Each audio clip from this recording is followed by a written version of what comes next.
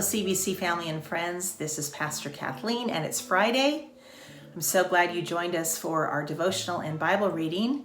And if you'd like to get these sent to your email, you can sign up at findcommunity.com/Bible reading. We are focusing this week on the rhythm of serving. And today our passage is in Romans chapter 12. The first 11 chapters of Romans is a lot of truth about our relationship with God, a lot of what we might call theology. It's very deep. A lot of it's very challenging. It's helpful. It's really good. When we get to chapter 12, though, it becomes a lot more practical, a lot more sort of down to earth, kind of living out all of the truth that has been explained. And the beginning of chapter 12 just gives us sort of the foundation of our relationship with God. This is not in our reading for today, but I want to read it to you just so you can kind of grab hold of it.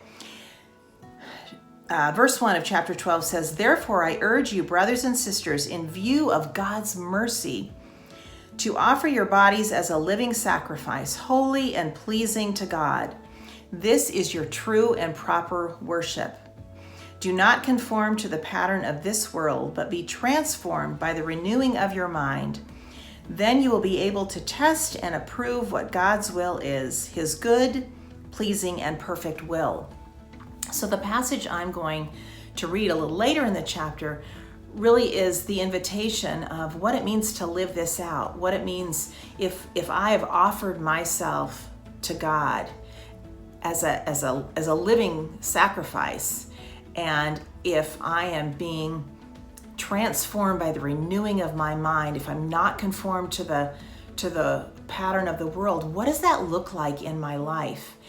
And so as I read the passage, I want you to really ask God to help you hear the word or the phrase that's for you, related to serving, related to how you love others and what it looks like to do that for you. So as I read again, I invite you to listen for the word or the phrase or maybe the verse that just stands out to you and you're like, ooh, like maybe it's the challenge, it's the oh, I don't do that, I need to do that, or it's the oh, that sounds like I can't do that. But it's that thing that God has for you. So that's my invitation as you listen to this passage. Again, I'm going to say it again, to listen for the word or the phrase that stands out to you, that encourages you, that challenges you, that you need as we consider serving and what it looks like to love others well. So this is from Romans chapter 12, beginning in verse 9, going through verse 18. Love must be sincere. Hate what is evil. Cling to what is good. Be devoted to one another in love. Honor one another above yourselves. Never be lacking in zeal, but keep your spiritual fervor, serving the Lord. Be joyful in hope, patient in affliction, faithful in prayer. Share with the Lord's people who are in need. Practice hospitality. Bless those who persecute you. Bless and do not curse. Rejoice with those who rejoice. Mourn with those who mourn. Live in harmony with one another. Do not be proud, but be willing to associate with people of low position. Do not be conceited. Do not repay anyone evil for evil. Be careful to do what is right in the eyes of everyone.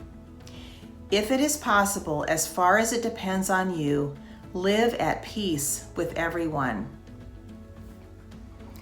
So again, there are a lot of simple phrases, simple in word, more challenging to live out. There are the be's and the do's, and then the do nots. So I wonder what phrase or verse or even words stood out to you. And I know for me, as I've reflected on this passage, and even as I read it and heard it as I was reading, for me it's verse 12. Be joyful in hope, patient in affliction, faithful in prayer. especially the be joyful in hope. What does that look like in serving others? To be joyful in hope, to be able to express joy and hope in the midst of everything we're all going through. So I encourage you to reread this passage, to reflect, to take some time to reflect on the phrase that stood out to you or the verse that stood out to you, whether it's something you're being invited to do or something you're being reminded not to do. So again, my simple encouragement is to take some more time to reflect on this passage, perhaps write something out in a journal if you do that, or to make a note as just even to write out that phrase on a little post-it note and put it up somewhere as a reminder and encouragement, and even it becoming a prayer that God might help you in that area. Have a great Friday and look forward to connecting with you on Sunday as we get to worship together at 9:15 and 11 online.